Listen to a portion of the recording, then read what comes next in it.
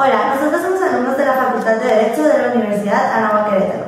A continuación les vamos a presentar una investigación jurídica que contiene las respuestas a preguntas que se hacen frecuentemente sobre el derecho. La enciclopedia ABC define la religión como una forma del ser humano para tratar de contactarse con el más allá, esto a través de ritos por los cuales obtiene protección. Ciertos estados han estado muy involucrados con la religión, y esto es porque la mayoría de sus habitantes son creyentes de esta religión. La religión sirve de base para la creación de ciertas leyes o normas. Tenemos el claro ejemplo de México. El artículo 24 de nuestra Constitución establece la libertad de culto, pero el 83% de la población mexicana es católica. Esto afecta en ciertas formas de conducta que tiene la gente. Por ejemplo, los 10 mandamientos, en el tercero se dice no robarás.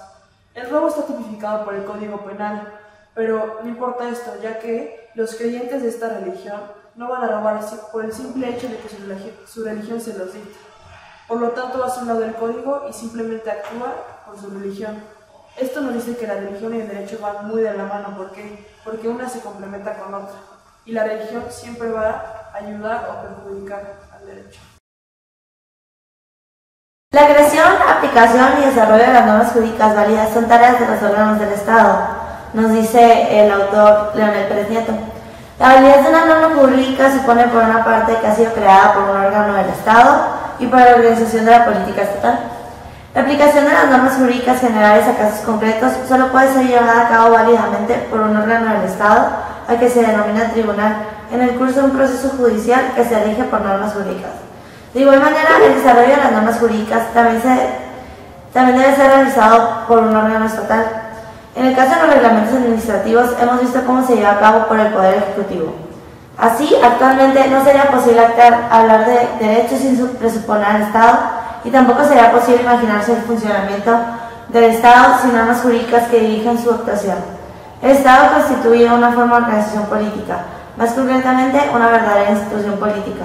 La política es una actividad propia del ser humano. Este posee la capacidad de vivir en sociedad y como ser social se ve obligado a desempeñar actividades políticas. Entonces, si no fuera por la política que ayuda a que el ser humano esté en armonía y tenga sus instituciones bien contempladas, no se podría dar esta armonía. Por eso es que el derecho y la política van de la mano totalmente. Para la Suprema Corte, la jurisprudencia es el criterio sentado por ellos. Consta de obligatoriedad, ya que requiere 5 ejecutorias ininterrumpidas. Esto quiere decir que es la interpretación firme y reiterada al emitir un criterio respecto al ordenamiento jurídico. Las tesis para Rafael de Pina son las proposiciones jurídicas formuladas razonadamente. Estas tesis son importantes porque justifican conocimientos a fondo y permiten realizar una investigación formal sobre un tema. Justicia, según Ulpiano, es la constante y perpetua voluntad de dar a cada quien lo suyo. Esta es la definición que ha sido empleada para definir justicia por mucho tiempo. Sin embargo, ninguno de los autores ha logrado concordar en la definición de justicia, puesto que es un ideal utópico.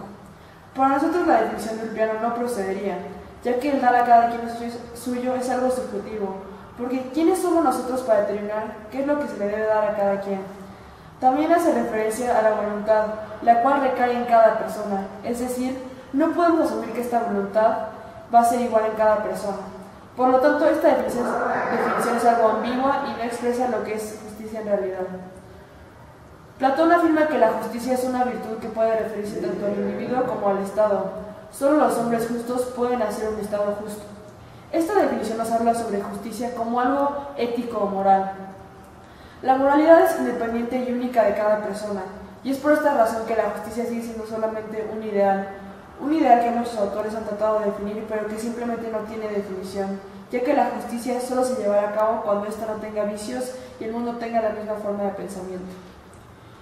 Un claro ejemplo de esta definición es el caso de Florence Cassés. Para ella, justicia fue que su caso no tuvo validez, ya que sus derechos humanos no se respetaban en el juicio. Pero para varios mexicanos la resolución fue injusta, ya que para ellos no fue algo justo que no se respetaban los derechos de todas sus víctimas. Tal vez esta resolución fue dictada por presión política, la cual apela a la moralidad y voluntad de los magistrados. Con esto invalidamos ambas definiciones de Ulpiano y de Platón, reafirmando que la justicia permanecerá y se definirá siempre como un ideal.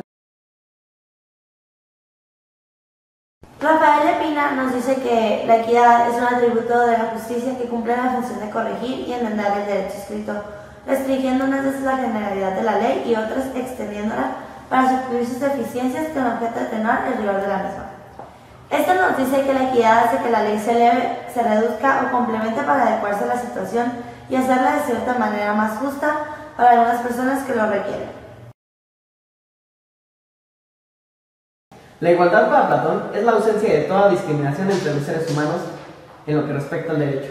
La igualdad es tratar a todos los seres humanos de la misma manera, no importa sexo, condición económica o apariencia física. Todos debemos de ser juzgados y tratados de la misma forma. En el bien común, la mayoría de los filósofos consideran con acierto que uno de los valores principales de los fines más importantes del derecho debe cumplir con el bien común o bienestar general. El bien común puede constituir solamente los bienes de las personas reales. Ahora bien, una cosa son las condiciones esenciales de los valores individuales, dignidad, libertad, y otra cosa son los pensamientos egoístas de una persona. La persona jurídica, según Hans Kelsen Álvarez Ledesma, hay dos tipos de persona: la física, que es la creada por la naturaleza, y la persona jurídica, que es creada por el derecho. Las dos son sujetas a derechos y obligaciones. En sí podemos entender que la persona jurídica es la regulación entre individuos, o sea, es decir, una persona moral. Es creada por el mismo derecho y es sujeta también a derechos y obligaciones. Capacidad jurídica es el atributo que otorga el derecho a cualquier persona, ya sea física o moral. En la clasificación tenemos dos tipos de capacidad jurídica.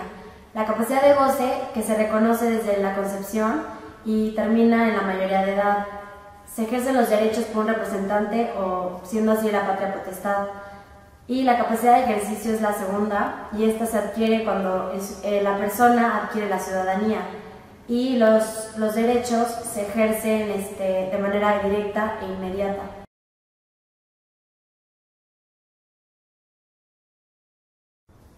El autor reconocido Rafael Lepina Vara nos dice que el deber jurídico es la necesidad que va dirigido a la norma. En sí, varios autores coinciden que el deber jurídico es una obligación, pero realmente nosotros, para entenderlo, concluimos que el deber jurídico es como el nexo de causalidad que une al supuesto jurídico, es decir, una hipótesis, con la consecuencia. García Maínez define la sanción como consecuencia jurídica que el incumplimiento de un deber produce en relación con el obligado. Es la forma en que el Estado asegura el cumplimiento de la norma por medio de su poder coactivo. Para Kelsen, la sanción tiene 4 características básicas. 1. Es un acto coactivo. 2. Es la privación de un bien. 3. Tiene que ser un acto de una autoridad competente. 4. Es una medida adoptada como consecuencia de una conducta o comportamiento. El gran problema con la sanción es que tiene que ser lo más justa posible y tiene que ser proporcional al acto jurídico cometido. Hoy en día hay personas que les fueron impuestas sanciones injustas y gente que no tiene sanción alguna por actos antijurídicos mayores. Es por eso que en los casos concretos se han analizado lo mejor posible por las autoridades competentes, en este caso los jueces, desde un punto de vista parcial y objetivo, para establecer sanciones más justas. Rafael Lepina Vara, en su Diccionario de Derecho, define la coacción como la fuerza física o moral que, operando sobre la voluntad, anula la libertad de obrar de las personas. La coacción obliga al sujeto a acatar la norma jurídica estipulada, si no, de lo contrario, recibirá una sanción. La coacción es una parte fundamental del derecho, ya que es lo que distingue a las normas jurídicas de cualquier otra norma, ya que las convierte de carácter obligatorio y sancionador. Para el verdadero cumplimiento del Estado de Derecho es necesaria la coacción, ya que la tendencia del ser humano es el incumplimiento de las normas. Sin la coacción sería imposible vivir en sociedad, ya que cada quien haría lo que quisiera sin tener consecuencias por sus actos.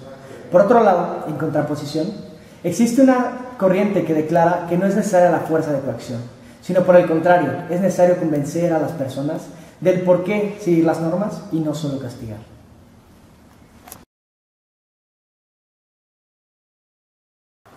La responsabilidad jurídica. Siguiendo la teoría keynesiana, la responsabilidad surge cuando existe la posibilidad de sancionar al individuo. Por otro lado, H.L. Hart tiene 4 definiciones sobre la responsabilidad jurídica. 1. Como deberes de cargo, ejemplo, es la responsabilidad del presidente. 2. Como causa de un acontecimiento, ejemplo, la tormenta fue responsable de los daños. 3. Como capacidad mental, fue encontrado responsable de sus actos. Y 4. Como merecimiento, reacción, respuesta. Ejemplo, el que cause daños es responsable por... Esta última siendo lo más importante para nosotros, ya que es la que contiene interés jurídico. En nuestra opinión, basada en la teoría de Hart, la responsabilidad consiste en acatar las consecuencias de los actos realizados, sean actos lícitos o ilícitos. Es necesario fomentar esta responsabilidad jurídica para que las personas no crean que sus acciones no tendrán consecuencias. Según Eugenio Cuello Calón, experto en penología, la antijuricidad presupone un juicio, una estimación de la oposición existente entre el hecho realizado y una norma jurídico-penal. Tal juicio es de carácter objetivo, por solo recaer sobre la acción ejecutada. Con esta definición podemos entender que la antijuricidad es totalmente objetiva, solo atiende al acto y a las conductas externas sin importar lo demás. Para poder entender de una mejor manera la antijuricidad, es todo lo que va en contra al derecho. En una muy simple definición que nos da Javier Alba Muñoz, actúa antijurídicamente quien contradice un mandato del poder. Para la mejor comprensión, la antijuricidad es todo lo que va en contra de la ley y que por lo tanto debe ser sancionado por la conducta realizada.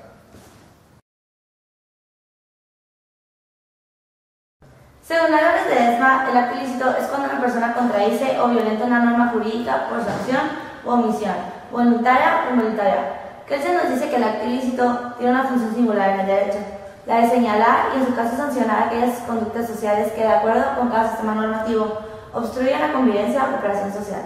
Por tanto, para nosotros el acto ilícito es el acto de omisión que va en contra de lo jurídico, que no cumple con la norma y por tanto es una acción que requiere una sanción, viola la norma. El acto ilícito tiene que ser conforme está planteado en el derecho. Si no está en el derecho estipulada esa acción, no puede ser considerada ilícita. Georgina Villar nos da la definición de hecho jurídico como todos aquellos acontecimientos naturales o del hombre que originan consecuencias del derecho. En esta definición, Georgina Villegas involucra al hombre y sus acciones como hechos jurídicos. En conclusión, los hechos jurídicos son la transferencia de derechos y obligaciones instantáneas que sean de un particular a otro. Por ejemplo, en el momento de firmar un contrato, recibir una herencia, etc.